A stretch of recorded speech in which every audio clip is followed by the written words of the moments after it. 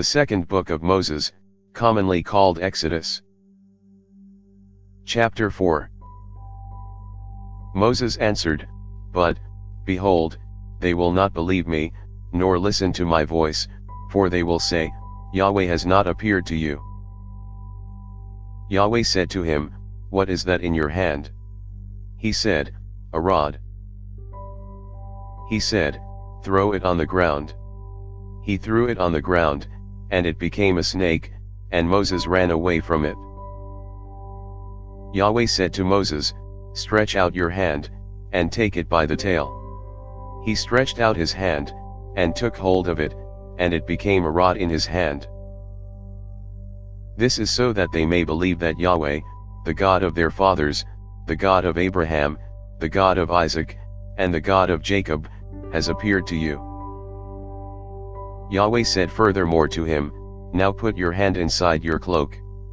He put his hand inside his cloak, and when he took it out, behold, his hand was leprous, as white as snow. He said, "Put your hand inside your cloak again." He put his hand inside his cloak again, and when he took it out of his cloak, behold, it had turned again as his other flesh. It will happen, if they will not believe you or listen to the voice of the first sign, that they will believe the voice of the latter sign. It will happen, if they will not believe even these two signs or listen to your voice, that you shall take of the water of the river, and pour it on the dry land. The water which you take out of the river will become blood on the dry land. Moses said to Yahweh, "O Lord, I am not eloquent, neither before now, nor since you have spoken to your servant, for I am slow of speech, and of a slow tongue." Yahweh said to him, "Who made man's mouth? Or who makes one mute, or deaf, or seeing, or blind? Isn't it I, Yahweh? Now therefore go, and I will be with your mouth, and teach you what you shall speak." Moses said, "O Lord, please send someone else." Yahweh's anger burned against Moses, and he said, "What about Aaron, your brother, the Levite? I know that he can speak well. Also, behold, he is coming out to meet you.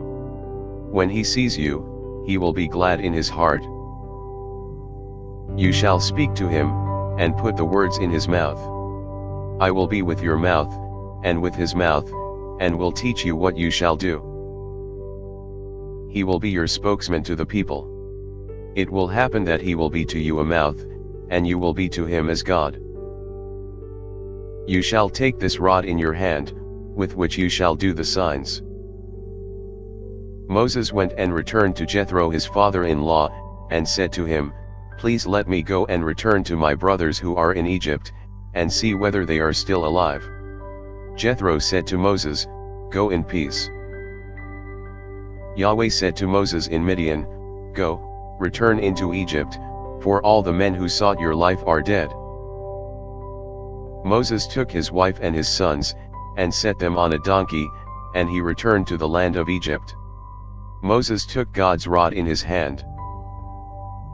Yahweh said to Moses, "When you go back into Egypt, see that you do before Pharaoh all the wonders which I have put in your hand, but I will harden his heart and he will not let the people go. You shall tell Pharaoh, Yahweh says, Israel is my son, my firstborn.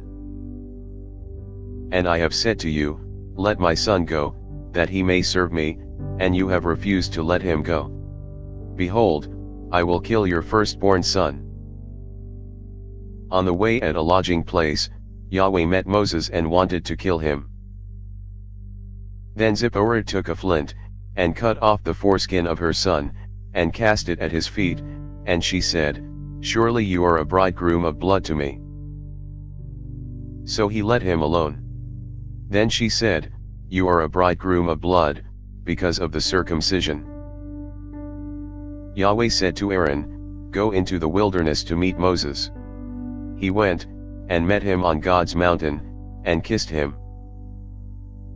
Moses told Aaron all Yahweh's words with which he had sent him, and all the signs with which he had instructed him. Moses and Aaron went and gathered together all the elders of the children of Israel. Aaron spoke all the words which Yahweh had spoken to Moses, and did the signs in the sight of the people. The people believed, and when they heard that Yahweh had visited the children of Israel, and that he had seen their affliction, then they bowed their heads and worshipped. Thanks for listening. If you liked our video, give us a thumbs up and subscribe, it really helps.